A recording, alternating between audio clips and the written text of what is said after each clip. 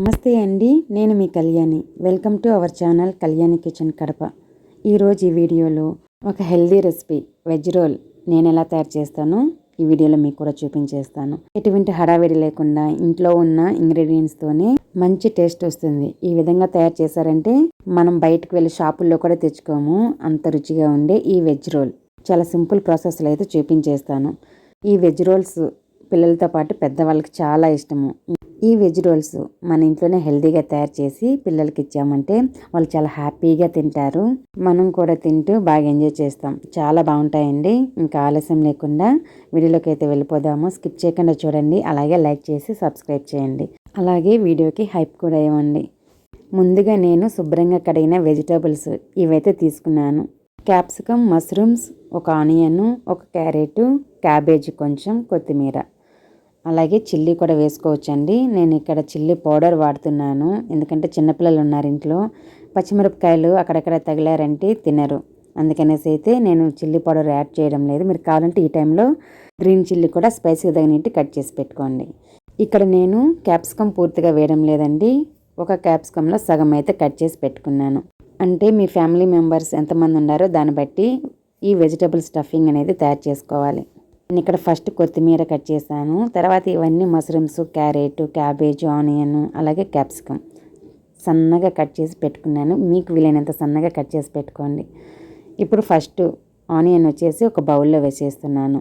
Next అందులో cut చేసిన capsicum ముక్కలు అయితే వేస్తున్నాను. మీరు కావాలంటే చిన్న చిన్న క్యూబ్స్కి అయినా కట్ చేసుకోవచ్చు, నేను పొడవుగానే కట్ చేశాను. నెక్స్ట్ అందులో కట్ చేసి పెట్టుకున్న కొత్తిమీర, అలాగే కట్ చేసి పెట్టుకున్న క్యాబేజ్, ఇది వీలైనంత సన్నగా తరగండి, బాగుంటుంది. క్యాబేజీ వేసుకున్న తర్వాత కట్ చేసి పెట్టుకున్న క్యారెట్ ముక్కలు కూడా వేసేస్తున్నాను. నెక్స్ట్ కట్ చేసి పెట్టుకున్న మష్రూమ్ ముక్కలు అయితే వేసుకోవాలి. ఈ ప్లేస్లో ఇవే కాదండి, మీకు నచ్చిన వెజిటబుల్స్ ఏవైనా వేసుకోవచ్చు. బీన్స్ వేసుకోవచ్చు, బ్రోకోలీ వేసుకోవచ్చు, ఇంకా కాలీఫ్లవర్ కూడా యాడ్ చేసుకోవచ్చు. నేనైతే ఇవి వేసాను. ఇప్పుడు ఈ స్టఫింగ్కి సరిపడా కొంచెం సాల్ట్ వేసాను, అలాగే కొంచెం ధనియాల పొడి, 1/2 టేబుల్ స్పూన్ వరకు ధనియాల పొడి వేసాను, 1/2 టేబుల్ స్పూను చిల్లీ పౌడర్ వేసాను. గ్రీన్ చిల్లీ తినని వాళ్ళు ఈ విధంగా చిల్లీ పౌడర్ యాడ్ చేసుకోండి. అలాగే నెక్స్ట్ 1/2 టేబుల్ స్పూన్ వరకు గరం మసాలా వేసాను. నెక్స్ట్ అందులో 1/2 లెమన్ వేస్తున్నాను. లెమన్ వద్దనుకుంటే స్కిప్ చేసి చాట్ మసాలానే వేసుకోవచ్చు. నేను ఇక్కడ లెమన్ వేసాను కాబట్టి చాట్ మసాలా వేయలేదు. నెక్స్ట్ అందులోకి 1.5 టేబుల్ స్పూన్స్ సోయా సాస్ వేసాను. వేసేసి ఒకసారి బాగా మిక్స్ చేసేయాలి. వేసిన మసాలాలన్నీ వెజిటబుల్స్కి పట్టాలి. ఈ మసాలా వేసిన తర్వాత నిమ్మకాయ వేసాం కదా, ఆ నిమ్మకాయ వేసిన వెంటనే మనకు ఒక మంచి ఫ్లేవర్ వస్తూ ఉంటుంది. వెజ్ రోల్స్ టేస్ట్ కూడా బాగుంటాయి. ఇక్కడ వెజిటబుల్స్ మొత్తం మసాలాలు పట్టేలాగా మిక్స్ చేసి పక్కన పెట్టేశాను.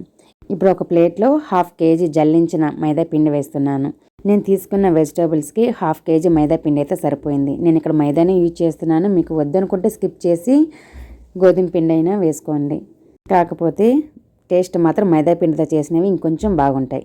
మిడిల్లో ఒక హోల్ పెట్టేసి అందులో కొద్దిగా ఆయిల్ వేసుకోవాలి. ఆయిల్ వేసిన తర్వాత మైదా పిండికి సరిపడా కొంచెం సాల్ట్ వేసుకోవాలి. సాల్ట్ వేసిన తర్వాత నీళ్ళు వేసేసి ఒకసారి బాగా మిక్స్ చేసేయాలి. ఆ ఆయిల్ వేసిన సాల్ట్ బాగా మిక్స్ అయిన తర్వాత మైదా పిండిని కొంచెం కొంచెం జరుపుకుంటూ చపాతీ ముద్దలాగా తయారు చేసుకోవాలి. మైదా పిండి ముద్ద అనేది కొంచెం లూజ్గా ఉండకూడదు, అలాగని గట్టిగా ఉండకూడదు. కొంచెం సాఫ్ట్గా అయితే కలుపుకోండి. కలుపుకున్న తర్వాత అందులో 1 టేబుల్ స్పూన్ ఆయిల్ వేసాను. ఆయిల్ వేయడం వల్ల మన చేతికి స్టిక్కీగా అంటుకోదు మైదా పిండి. ఆయిల్ వేసి బాగా పిండిని అనేది మసాజ్ చేయాలి. అలా చేయడం వల్ల మైదా పిండి స్మూత్గా తయారవుతుంది. నేను ఇక్కడ ఒక 5 to 6 మినిట్స్ అయితే మసాజ్ చేశాను. ఇలా చేయడం వల్ల వెజ్ రోల్స్ కూడా బాగా పొంగుతూ ఫ్లఫీగా బాగా వస్తాయండి. ఒక 5 మినిట్స్ అన్నా మర్దన చేయాలి. ఇక్కడ నేను మైదా పిండిని అయితే బాగా మర్దన చేశానండి. బాగా చాలా సాఫ్ట్గా అయితే అయిపోయింది. స్టిక్కీ కూడా అంటుకోలేదు. ఈ విధంగా అయితే ఉండాలి. కన్సిస్టెన్సీ కరెక్ట్గా ఉంటే మనకు వెజ్ రోల్స్ కూడా చాలా బాగా వస్తాయి. మూత పెట్టేయండి, కొద్దిసేపు నానుతూ ఉంటుంది. స్టవ్ వెలిగించేసి కడాయి పెట్టుకొని అందులో ఆయిల్ వేసుకోవాలి. ఆయిల్ వేడెక్కేలోపు మనము ఇక్కడైతే వెజ్ రోల్స్ తయారు చేసుకుందాం. ఒక చపాతీ పీట తీసుకొని దానిపైన 1 టేబుల్ స్పూన్ ఆయిల్ వేసుకోవాలి. చూపించిన మైదా పిండిని మీకు సైజ్ అనేది రోల్ చిన్న సైజు కావాలా పెద్ద సైజు కావాలనేది మీ ఇష్టము. మీరు తీసుకున్న పిండిని బట్టి రోల్ అనేది వస్తుంది. ఇక్కడ నేను మైదా పిండి ముద్దను తీసుకొని బాల్ లాగా రౌండ్గా చేసేసి ఆయిల్లో అటు ఇటు కొంచెం ఆయిల్ అప్లై చేసి చేత్తో రౌండ్గా వచ్చేలాగా కొద్దిసేపు తట్టాను చేత్తో. తర్వాత ఇలా చపాతీ కర్రతో బాగా సర్కిల్ షేప్లో వచ్చేలాగా బాగా రుద్దేయాలి. ఈ చపాతీ పిండి అనేది ఎంత పల్చగా ఉంటే మనకి వెజ్ రోల్స్ అంత బాగా వస్తాయి. నెక్స్ట్ మనం స్టఫింగ్కి వెజిటేబుల్స్ ప్రిపేర్ చేసి పెట్టుకున్నాం కదా, మీకు ఎంత కావాలో అంత, నేనైతే 2 టేబుల్ స్పూన్స్ పెట్టాను. మీకు ఎంత కావాలో పెట్టుకొని ఇలా రోల్ చేసేయండి. ఫస్ట్ 2 రౌండ్లు ఇలా తిప్పేసి సైడ్ ఎడ్జెస్ కూడా ఇలా కవర్ చేయాలి. అలా చేయడం వల్ల మనకి పెట్టిన వెజిటేబుల్స్ బయటకు రాకుండా ఉంటాయి. వెజిటేబుల్స్ పెట్టేసి ఈ విధంగా బయటకు రాకుండా కవర్ చేసేయాలి. చూడండి, మైదా పిండే కదా, ఇంకేం చేయాల్సిన పని లేదు. అలా అదిమేసామంటే అది స్టిక్కీగా అంటుకుంటుంది, మనకి వెజిటేబుల్స్ కూడా బయటకు రావు. ఇంకా సైడ్లో ఉన్న ఎడ్జెస్ కూడా లోపలికి పెట్టేసేయాలి. ఇదైతే ఒక రోల్ రెడీ అయిపోయిందండి. సేమ్ ఇదే విధంగా ఎన్ని ఉంటే అన్నీ ఇదే విధంగా తయారు చేసుకోండి. మనం రుద్దిన మైదా పిండి ఎక్కువ మందంగా లేకుండా పల్చగా రుద్దుకోండి, మీకు వెజ్ రోల్స్ చాలా బాగా వస్తాయి. మీరు మందంగా అయితే పెట్టద్దు, చాలా పల్చగా అయితే రుద్దుకొని ఈ విధంగా వెజ్ రోల్స్ అన్నీ ప్రిపేర్ చేసి ఒక ప్లేట్లో పెట్టుకోనండి. ఒకేసారి ఆయిల్ వేసి తయారు చేసుకోవచ్చు. నేనైతే ఇక్కడ ఒక 4 అయితే వెజ్ రోల్స్ తయారు చేశాను. వీటిని ఇప్పుడు ఫ్రై చేసుకుందాం. ఈలోపు మనకి ఆయిల్ పెట్టేసాం కదా, అంటే లో ఫ్లేమ్లో పెట్టేశాను, కాగుతూ ఉంటుందనేసి. హై ఫ్లేమ్లో పెట్టకూడదండి. హై ఫ్లేమ్లో పెట్టారంటే మనం వెజ్ రోల్స్ చేసేలోపు ఆయిల్ అనేది ఎక్కువ ఓవర్ హీట్ వచ్చేస్తుంది, అలా ఉండకూడదు. సిమ్లో పెట్టేసి వెజ్ రోల్స్ ప్రిపేర్ చేసుకోండి. కరెక్ట్గా ఆయిల్ అనేది నీకు వేడెక్కుంటుంది. మనం ఈ విధంగా ఒకటి తర్వాత ఒకటి వెజ్ రోల్స్ కడాయికి ఎన్ని పడతాయో అన్ని వేసుకుంటూ 2 వైపులా బాగా మంచి కలర్ వచ్చేంతవరకు ఫ్రై చేసుకోవాలి. ఇక్కడైతే ఫ్రై అయిపోయాయి, వీటిని తీసేస్తున్నాను. ఇదే విధంగా ఎన్ని ఉంటే అన్నీ ఇదే విధంగా తయారు చేసుకోండి.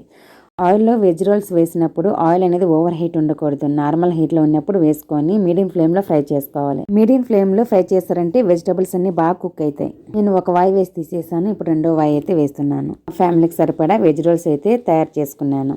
అంతే అండి, చాలా ఈజీగా టేస్టీగా ఉండే వెజ్ రోల్స్ అయితే ఇక్కడ రెడీ అయిపోయాయి. చాలా ఈజీ ప్రాసెస్లో చూపించేశాను కదా, ఈ విధంగా చేసి పెట్టారంటే బయటికి కూడా వెళ్ళము, ఇంట్లోనే ప్రిపేర్ చేసుకొని తింటూ ఉంటాము. మరి రెసిపీ నచ్చితే మీరు కూడా ఇంట్లో తప్పకుండా ట్రై చేయండి. ఫుల్ వీడియో చూసిన వాళ్ళందరికీ చాలా థ్యాంక్ యూ అండి. Thanks for watching. బాయ్.